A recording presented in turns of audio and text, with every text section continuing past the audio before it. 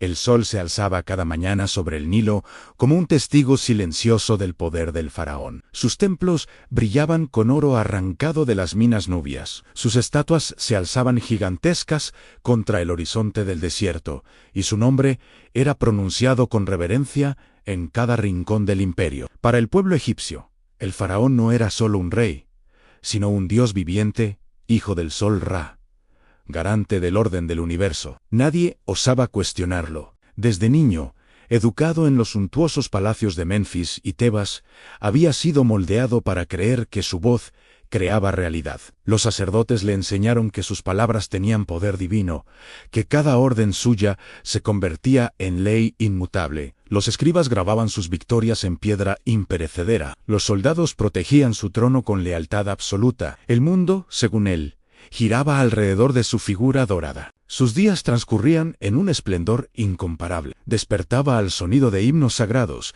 se bañaba en aguas perfumadas, vestía linos finísimos. Centenares de sirvientes atendían cada capricho. Degustaba los manjares más exquisitos del mundo conocido. Su tesoro sobrepasaba la imaginación. Era el hombre más poderoso sobre la tierra. Sin embargo, en las sombras de ese imperio resplandeciente, lejos de los jardines perfumados y las salas de audiencia revestidas de oro, vivía un pueblo esclavizado. Los hebreos trabajaban bajo el sol abrasador del desierto, levantando ciudades para la gloria de un rey que los despreciaba, cargando piedras que pesaban más que sus propios cuerpos, soportando látigos que rasgaban su piel sin piedad. Sus gritos de dolor se perdían en el viento caliente, pero no en el cielo. Durante generaciones enteras, clamaron a su Dios, pidiendo liberación. Dios escuchó su clamor y eligió a un hombre inesperado. Moisés, quien había sido criado en la corte egipcia como hijo adoptivo de la princesa, ahora era un simple pastor en el desierto de Madián. Había huido años atrás, después de matar a un capataz egipcio. Un día, mientras cuidaba las ovejas de su suegro, en las laderas del monte Joreb, vio algo extraordinario en una zarza que ardía con fuego intenso, pero sin consumirse. Allí escuchó la voz que cambiaría su destino, y el de toda una nación. Debía volver a Egipto, enfrentar al faraón más poderoso del mundo y exigir la liberación de su pueblo. Moisés dudó profundamente. Se sentía indigno, torpe para hablar, débil ante el poder abrumador del rey. Pero Dios le prometió estar con él, le dio señales poderosas, transformó su bastón en serpiente y su mano en leprosa, para luego sanarla. Le asignó a su hermano Aarón como portavoz. Con temor y obediencia, Moisés regresó al lugar del que había huido 40 años atrás. Cuando Moisés y Aarón entraron al palacio, el ambiente se volvió tenso. Dos ancianos hebreos, frente al gobernante más poderoso del mundo, sentado en su trono de oro macizo, rodeado de consejeros, magos y generales. No llevaban joyas ni regalos diplomáticos, solo un bastón de pastor y una convicción inquebrantable. Moisés habló con firmeza. «Así dice el Señor, Dios de Israel, deja ir a mi pueblo, para que me celebre una fiesta en el desierto». El faraón estalló en risa burlona que resonó por toda la sala. Sus cortesanos lo imitaron nerviosamente. «¿Quién es ese señor para que yo le obedezca y deje ir a Israel?», respondió con desprecio absoluto. No conocía a ese Dios, ni tenía intención de someterse a una deidad extranjera. Para él, los hebreos eran su propiedad, mano de obra gratuita esencial para sus proyectos monumentales. No permitiría que se marcharan por el capricho de un dios del desierto. Como castigo por la osadía de aquella petición, aumentó cruelmente su carga de trabajo. Les negó la paja necesaria para fabricar ladrillos, pero exigió la misma producción diaria. Ahora debían buscar su propia paja y aún así cumplir con la cuota establecida. El sufrimiento se intensificó dramáticamente. El faraón se burlaba abiertamente, convencido de su superioridad. No sabía que acababa de declarar la guerra al Dios vivo. Entonces comenzaron las señales que estremecerían los cimientos de Egipto. Moisés y Aarón regresaron al palacio. Ante los ojos del faraón y todos sus sabios, Aarón golpeó las aguas del sagrado Nilo con su bastón. Inmediatamente, el agua se convirtió en sangre espesa y nauseabunda. Los peces murieron por millones. El río apestaba a muerte, y nadie podía beber de sus aguas. El río, que era fuente de vida, que sostenía toda la civilización egipcia, ahora era una corriente de muerte. El faraón observó sorprendido, pero sus magos imitaron el prodigio mediante sus artes ocultas. Envalentonado, endureció su corazón. Pensó que no era nada extraordinario, solo un truco más elaborado que los que ya conocía. 7 días después, llegó la segunda plaga. Ranas por millones invadieron cada rincón de Egipto, saltaban por los palacios, irrumpían en los dormitorios, caían en la comida, cubrían los cuerpos. El faraón, desesperado, suplicó a Moisés que orara para que las quitara, prometiendo liberar al pueblo. Pero cuando Dios las hizo morir a la hora exacta que Moisés predijo, el faraón volvió a endurecer su corazón y rompió su palabra. Después vinieron los piojos. El polvo de la tierra se transformó en piojos que infestaban hombres y animales. Ni los sacerdotes podían mantenerse puros. Los magos intentaron reproducir este prodigio con todas sus artes, pero fracasaron completamente. Por primera vez, confesaron ante el faraón, «Esto es el dedo de Dios». Aún así, el faraón no escuchó. Su orgullo era más fuerte que la evidencia. La siguiente plaga fue de moscas, enjambres tan densos que oscurecían el cielo. Invadieron las casas egipcias, pero ni una sola mosca tocó la tierra de Gosén donde vivían los hebreos. La distinción era innegable. El faraón propuso compromisos, pero Moisés los rechazó. Cuando las moscas desaparecieron, el faraón rompió su palabra nuevamente. La quinta plaga atacó la economía del imperio. Una peste fulminante mató a todo el ganado egipcio, caballos, camellos, vacas, ovejas, todos cayeron muertos en un solo día. Sin embargo, el ganado de Israel permaneció completamente intacto. El faraón envió inspectores para verificarlo. Confirmaron que ni un solo animal hebreo había muerto. Aún así, se negó a ceder. Las úlceras llegaron después. Llagas supurantes y dolorosas cubrieron la piel de hombres y animales. El dolor era insoportable. Ni los magos podían presentarse ante el faraón porque estaban cubiertos de úlceras. El rey seguía sin arrepentirse. Su corazón parecía de piedra. Entonces cayó la séptima plaga en granizo mezclado con fuego, un fenómeno nunca visto. Destruyó campos de lino y cebada, quebró árboles centenarios, mató a personas y animales expuestos. Los siervos del faraón que creyeron la advertencia refugiaron a sus esclavos y ganado, pero muchos ignoraron el aviso y perdieron todo. El faraón reconoció su pecado. ¿Han pecado esta vez? El Señor es justo. Pero cuando la tormenta cesó, se retractó una vez más. La octava plaga fue una invasión de langostas en cantidades nunca vistas. Oscurecieron el sol como una nube viviente. Devoraron lo poco que el granizo había dejado, toda planta o verde, todo fruto. El país quedó al borde de la hambruna total. Los siervos del faraón le rogaron: ¿hasta cuándo será este hombre un lazo para nosotros? ¿Acaso no sabes que Egipto está destruido? El faraón ofreció compromisos, pero Moisés exigió que fueran todos con sus familias. El faraón se enfureció y los echó. La novena plaga sumió a Egipto en terror absoluto. Oscuridad total, densa, palpable, envolvió la tierra durante 3 días completos. No era ausencia de luz solar, era una oscuridad sobrenatural que podía sentirse. Nadie se movía de su lugar por el terror.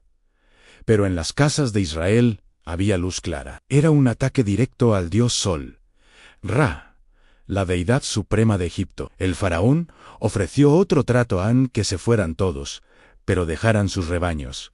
Moisés rechazó cualquier compromiso. El faraón lo amenazó de muerte. Moisés anunció entonces con solemnidad: la última plaga sería definitiva, devastadora. A medianoche de un día señalado, moriría todo primogénito en Egipto, desde el hijo del faraón hasta el hijo del prisionero. También morirían todos los primogénitos del ganado. Esta vez no habría marcha atrás. Dios dio instrucciones precisas a su pueblo. Cada familia debía sacrificar un cordero sin defecto. Debían tomar su sangre y untarla en los 2 postes y en el dintel de las puertas. Esa noche debían comer la carne asada junto con panes sin levadura y hierbas amargas, vestidos para el viaje. Esa sangre sería señal de protección divina. Cuando el ángel destructor pasara ejecutando el juicio, al ver la sangre pasaría de largo. Aquella noche el silencio era espeso. Nadie en Egipto dormía. Exactamente a medianoche se escucharon gritos desgarradores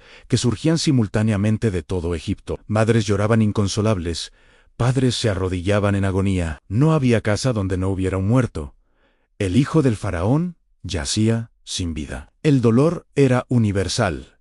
El lamento colectivo. El faraón, completamente quebrantado, llamó urgentemente a Moisés y a Aarón: «Levántense, salgan de entre mi pueblo».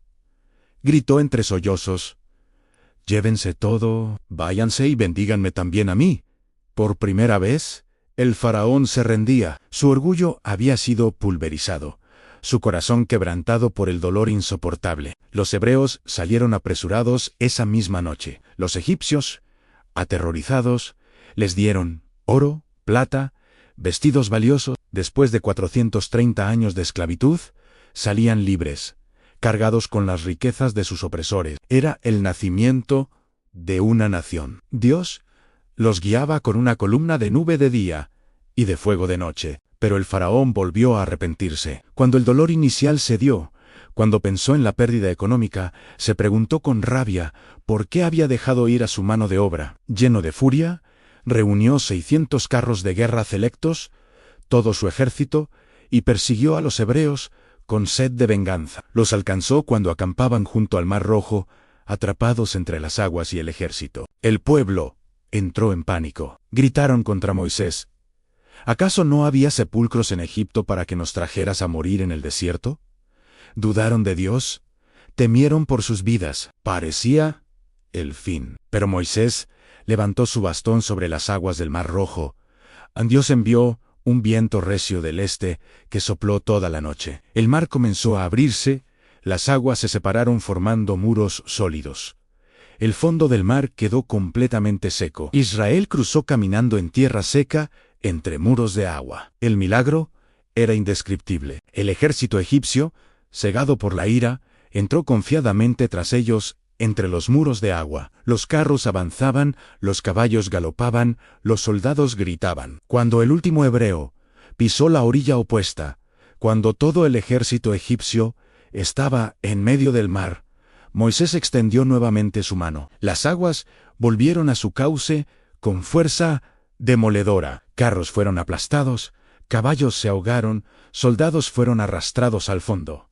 Todo el poderío militar de Egipto quedó sepultado. No quedó ni uno con vida. El poder que había oprimido a Israel durante siglos se hundió para siempre. El faraón había desafiado deliberadamente al Dios eterno. Se burló de su nombre, negó su autoridad, resistió su voluntad con obstinación. Recibió advertencias claras, oportunidades repetidas de arrepentirse, misericordia tras misericordia, pero eligió conscientemente endurecer su corazón una y otra vez. Su final trágico fue consecuencia directa de sus propias decisiones, de su orgullo desmedido. Esta historia no es solo un relato del pasado antiguo, es un espejo del presente que refleja la condición humana. Muchos hoy se burlan de Dios con la misma arrogancia.